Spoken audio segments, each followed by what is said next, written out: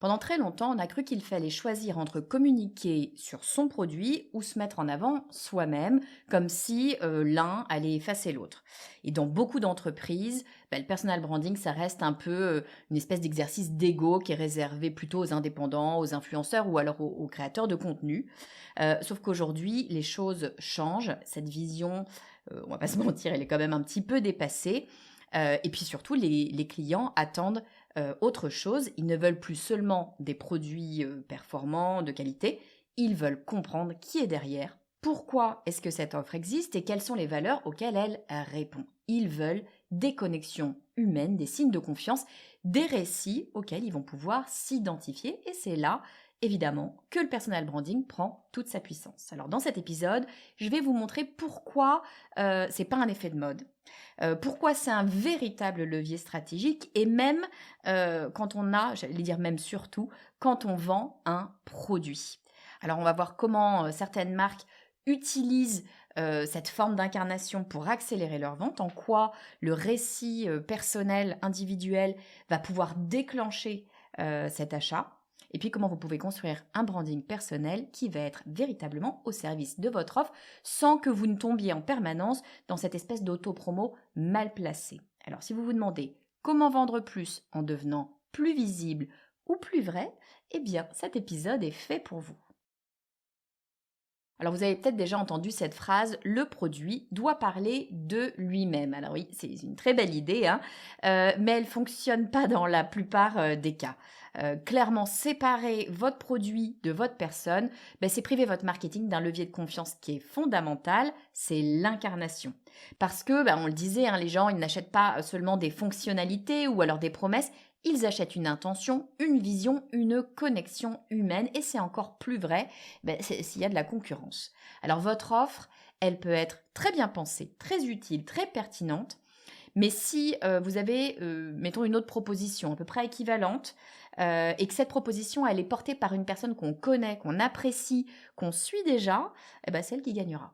Et on sous-estime souvent à quel point l'acheteur, il va chercher cette clarté émotionnelle, cette relation, parce qu'il va se dire, est-ce que je comprends ce produit? Est-ce que je fais confiance à la personne qui me le recommande? Est-ce que je partage ses valeurs? Et quand vous restez invisible, vous laissez ces questions sans réponse. Et dans ce cas, l'inconnu n'est pas neutre, il devient suspect. Alors que si vous êtes là, si vous incarnez votre vision, votre produit, votre marque, votre simple présence devient un facteur de réassurance. Donc séparer les deux, branding personnel et communication du produit, ça revient à couper la relation en deux. Et dans un marketing relationnel, c'est une erreur stratégique. Bon, prenons un exemple, prenons Respire. On connaît tous et toutes cette marque qui a été lancée notamment par Justine Hutto, pardon, j'ai oublié le second cofondateur, mais c'est vrai que c'est Justine Hutto qui est mise en avant au travers de son personal branding. Donc avec cette marque Respire, on ne parle pas uniquement de déodorants naturels ou de produits naturels, c'est un peu plus vaste maintenant que les déodorants. On parle de sa prise de conscience après le souci de santé qu'a eu Justine, son besoin de transparence, son envie aussi de casser les codes de l'hygiène traditionnelle. Et résultat, on a une communauté qui est super engagée, on a une croissance évidemment qui a été fulgurante. Alors il y a eu un passage télé évidemment, donc ça a aidé, mais il n'empêche que des entreprises, des marques qui font des passages télé dont on n'entend plus parler derrière, il y en a plein. Là, ça a accroché, notamment parce qu'il y a eu ce personal branding de Justine Hutto. Un autre exemple qui est intéressant, c'est celui de My Better Self de Louise Aubéry. Alors Louise Aubéry, elle a développé une marque de vêtements qui sont éthiques, qui sont inclusifs, et elle l'a fait en s'appuyant sur son personal branding, un personal branding qui est très fort, qui est construit autour de ses combats personnels, qui sont l'acceptation de soi, le féminisme et le rapport au corps. Donc toutes ces collections, c'est véritablement un prolongement de sa vision. Et ces produits, du coup, c'est plus juste des produits, ce sont véritablement des messages. Et ce que ces marques ont en commun, justement, c'est pas un budget pub démesuré, ils ont plutôt un budget pub assez restreint d'ailleurs, c'est plutôt la cohérence entre la personne, le discours et l'offre. Et cette cohérence-là, elle est ultra précieuse. Elle donne en fait du relief à la marque, elle la rend plus humaine, plus proche, en fait plus crédible. Et c'est précisément ça que cherche l'audience d'aujourd'hui. Elle veut un produit qui est incarné par une vraie personne, pas une promesse en l'air. Alors je reviens sur cette phrase, hein, le produit doit parler de lui-même. Bah oui, on pense que s'il est bien conçu, s'il est utile, s'il est efficace, les ventes suivront. Sauf que ça, pardon, mais c'est un peu une illusion.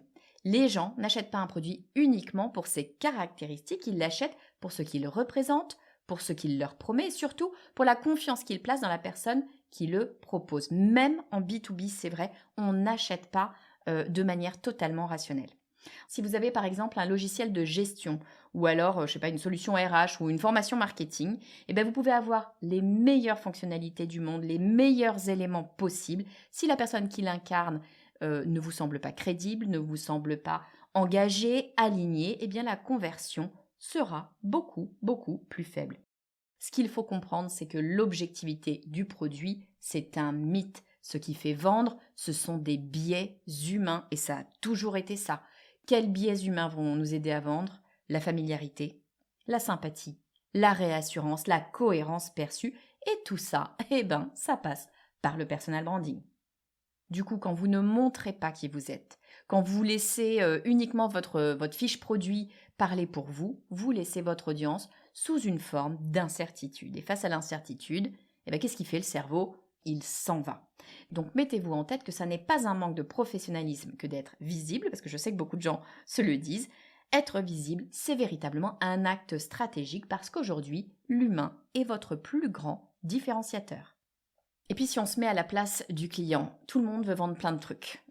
Donc comment est-ce que je fais pour faire un choix? Eh bien, la question première qu'on se pose, c'est est-ce que je peux faire confiance à cette marque, à cette personne, à ce produit? Et cette confiance, elle ne se construit pas, en tout cas pas uniquement, dans les pages de vente. Elle naît bien avant, à travers votre présence, votre discours, votre façon d'être visible.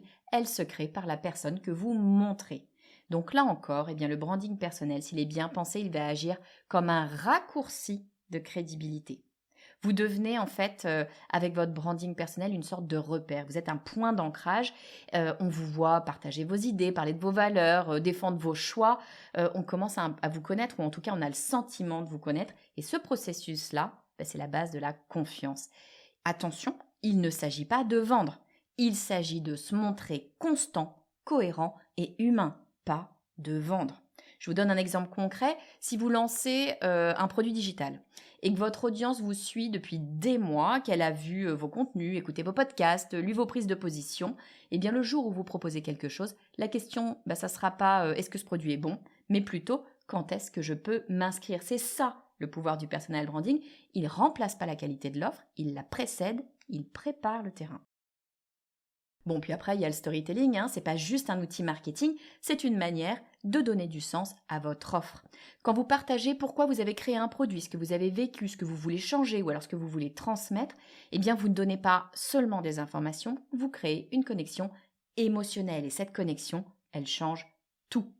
L'histoire personnelle, qu'elle soit romancée ou non d'ailleurs, on sait bien que très souvent, ces histoires-là sont romancées. Mais cette histoire personnelle, c'est ce qui transforme une offre, on va dire, banale en une solution d'un coup qui va être inspirante. Repensez à Justine Hutto et son déodorant. Très certainement qu'il y a une part de romance autour de tout ça. C'est du marketing. Je ne dis pas qu'elle n'a pas vécu ce qu'elle a vécu, mais en tout cas, c'est présenté de façon à nous faire réagir et c'est très bien présenté parce que ça nous crée une émotion. En fait, entre un produit qui est présenté de façon neutre et un produit qui est présenté avec une émotion, lequel est-ce que vous allez choisir? Vous allez systématiquement aller vers celui qui vous crée une émotion parce que c'est comme ça que le cerveau humain fonctionne. Donc votre récit personnel, c'est ce qui rend votre produit légitime, pas au sens technique, mais au sens humain. Et aujourd'hui, cette légitimité émotionnelle, elle est souvent au moins aussi puissante que la preuve sociale. Bon, et puis quand une offre est portée par une personne claire, visible, cohérente, c'est logique qu'elle circule mieux. On va parler plus facilement d'une personne que d'un produit, parce que un produit, ça s'explique, mais une personne, ça se raconte. Le branding personnel, le personal branding, ça crée un effet d'amplification naturelle sur le bouche à oreille. Vous devenez une référence, une personnalité qu'on cite, qu'on partage, voire même qu'on recommande. On ne dit pas j'ai trouvé un bon produit, on dit tu devrais écouter ce que propose machin, c'est hyper pertinent. La différence est subtile mais elle est très puissante. Parce que votre audience, quand elle va recommander un produit, elle va pas simplement expliquer l'offre, elle transmet un point de vue, elle transmet une valeur, elle transmet une connexion émotionnelle, elle transmet une expérience et c'est exactement ça qui rend la recommandation beaucoup plus efficace et mémorable. Et ce phénomène, il est d'autant plus fort sur les réseaux sociaux.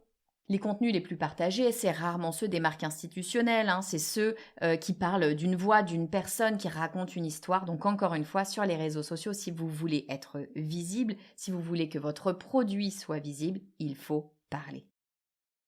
Bon, sauf qu'une fois que je dis ça, bien souvent les gens me disent: «Oui mais attends, moi je veux pas me mettre en avant ou alors, je suis pas super à l'aise, pour m'exposer, comme ça publiquement». Mais ce qu'il faut comprendre, c'est que incarner une marque, ça ne veut pas nécessairement dire, devenir le visage de la marque et raconter tout sur votre vie personnelle.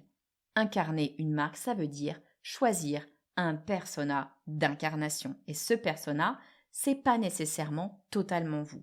Alors, vous pouvez incarner votre produit vous-même si vous êtes à l'aise, si vous avez une histoire forte comme Justine Hutto, ou alors si ça vous paraît naturel, mais vous pouvez aussi déléguer cette incarnation à quelqu'un d'autre. Ça peut être un membre de l'équipe, un ambassadeur, un client, voire pourquoi pas, ça peut être un personnage fictif. L'important, ça n'est pas qui parle, c'est ce qui l'incarne. Et ce personnage doit présenter les valeurs fortes de votre offre, les valeurs de votre positionnement, de votre mission. En fait, il doit être cohérent avec votre produit. Je vous donne un exemple, si vous vendez un outil ultra tech, vous n'allez pas choisir la même posture que si vous êtes une marque axée sur le bien-être holistique. Dans les deux cas, il y a une incarnation possible, mais elle est différente. Ce qui compte, c'est de personnaliser la relation, de donner à votre audience un point de contact qui va être humain, qui va être clair et qui va être identifiable. On n'achète pas une promesse désincarnée, on achète une voix, on achète une vision, on achète même une énergie. Et tout commence par ce choix qui est véritablement stratégique. Qui est-ce qui parle pour la marque? Oui, parce que le personal branding, il va fonctionner uniquement si on est aligné avec ce qu'on propose. Ce que vous dites, ce que vous incarnez, ce que vous vendez, tout doit raconter la même histoire.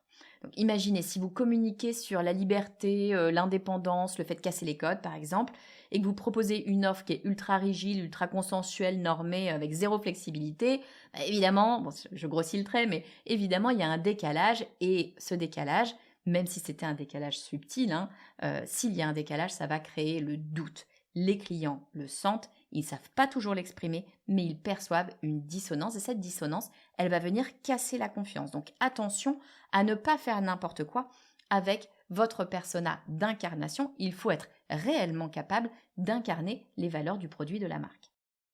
À l'inverse, quand vos valeurs personnelles résonnent directement avec les bénéfices concrets de votre produit, l'effet là, il est immédiat, c'est fluide, c'est crédible, c'est évident. Si vous parlez par exemple d'audace et que votre programme il pousse justement à oser davantage, ça fonctionne. Si vous êtes centré sur l'écoute et que votre service il est ultra personnalisé, ça fonctionne aussi. Ce miroir entre vous et votre offre, c'est ce qui donne au branding personnel sa plus grande puissance. Il ne s'agit pas de mettre en avant sa personnalité, sa vie privée pour exister, il s'agit d'incarner une promesse cohérente à travers un discours, à travers une posture et donc à travers votre produit. Et cette cohérence perçue, c'est ça le facteur d'adhésion qui va faire que les gens vont rester et s'accrocher sur votre marque, même si vous êtes sur un marché qui est encombré, s'il y a beaucoup de concurrence, c'est ça qui va faire toute la différence. Bon, mais alors l'une des plus grosses erreurs, en tout cas des erreurs les plus fréquentes qu'on voit sur le personal branding, c'est d'un côté de parler de soi et puis de l'autre de parler du produit et d'avoir une espèce de deux mondes parallèles qui se croisent jamais. Sauf que la force du personal branding, c'est justement les ponts que vous construisez entre vous et votre offre. Donc votre audience, elle n'a pas besoin de savoir toute votre vie. Encore une fois, on n'est pas là pour partager toute votre vie personnelle. Elle a besoin de comprendre pourquoi ce que vous proposez a du sens pour vous. Si par exemple vous avez vécu un déclic qui vous a poussé à créer ce produit, parlez-en. Si vous avez observé un besoin récurrent chez vos clients qui vous a motivé pour créer cette offre, expliquez-le. Si vous défendez une vision du monde, du travail, de la santé, je sais pas, de la réussite, et que votre produit incarne cette vision, montrez ce lien. En fait, les passerelles que vous allez faire, c'est véritablement des occasions de donner du contexte, de raconter une histoire et de créer ce fameux lien. C'est ça qui va permettre à votre audience de comprendre que votre offre, c'est pas juste du business, c'est une réponse sincère à un besoin que vous avez identifié, que vous avez vécu, parfois un besoin qui est absolument personnel. Et quand vous réussissez à faire ce lien de manière fluide, eh bien votre communication devient plus naturelle, plus engageante et plus persuasive. Vous ne forcez plus la vente, vous donnez envie d'acheter. Alors il y a une autre inquiétude qui d'ailleurs est légitime, hein, dont on me parle souvent, c'est on me dit oui mais alors attends, si je me rends trop visible, est-ce que je vais pas faire de l'ombre à mon produit? Et c'est vrai, hein, quelque part, s'il y a trop de personal branding, faut faire attention, ça peut être contre-productif. Faut pas que la visibilité devienne le but absolu de la communication, le but en soi, hein. Le branding personnel, il ne doit pas éclipser l'offre, il doit la servir. C'est une question d'intention en fait. Si vous communiquez uniquement sur vous, si vous communiquez sur votre parcours, votre quotidien, vos opinions, et que vous ne parlez jamais de votre produit, ou en tout cas que vous ne créez pas de lien avec votre produit, bah, vous perdez votre audience en route. Vous devenez un influenceur lifestyle. En fait, ça n'a plus rien à voir. On va s'attacher à votre personne, mais on va oublier ce que vous proposez. À l'inverse, si votre visibilité, elle est pensée comme un levier de pédagogie, quelque chose qui va apporter de la valeur, qui va apporter de la confiance, et bien là, ça devient un véritable amplificateur. Donc, votre posture doit attirer, vos prises de parole, eh ben, elles sont engageantes et tout ramène naturellement vers votre produit. La clé, c'est l'équilibre. Donc, il faut se poser 3 questions régulièrement. Est-ce que ce partage nourrit la perception de mon expertise? Est-ce que ça rend mon produit plus désirable ou plus crédible? Et est-ce que je reste au service de la mission que porte mon offre? Le personal branding, c'est une force à condition qu'il reste au service de la marque. Donc je vous résume, hein. Pendant longtemps, on a un petit peu opposé les deux mondes. D'un côté, le branding personnel qui est subjectif, qui est peut-être risqué, qui est un peu tourné vers soi, on va pas se mentir. Puis de l'autre, le produit qui est plus objectif, plus concret, plus peut-être professionnel.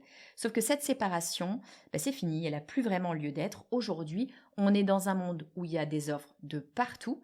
Et ce qui fait vendre, eh ben, c'est la relation, c'est l'émotion qu'on entretient avec la personne qui nous donne le message. Et cette relation, eh ben, elle ne va pas se construire uniquement sur une page de vente qui va être très bien rédigée, quand bien même elle est très bien rédigée.